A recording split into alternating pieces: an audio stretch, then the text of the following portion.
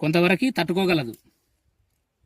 మనం మిగతా వెరైటీతో పోల్చుకుంటే ఇది నల్ల తామర పురుగు కూడా తట్టుకోగలదు.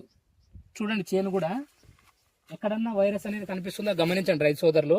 నేను చెప్పడం అనేది జరుగుతుంది. మీరు చెట్టు కూడా ప్రతి చెట్టు చూడండి.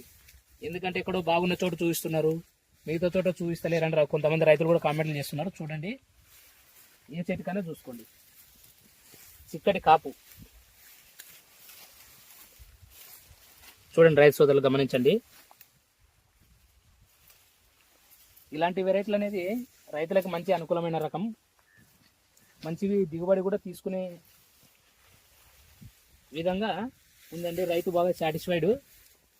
చూడొచ్చు, నేను మిగతా చెట్లు 2026 సంవత్సరం ఎక్కడన్నా చూడండి చేను మీరు కింది వరకు చూసినా ఎటు చూసినా ఒకే రకంగానే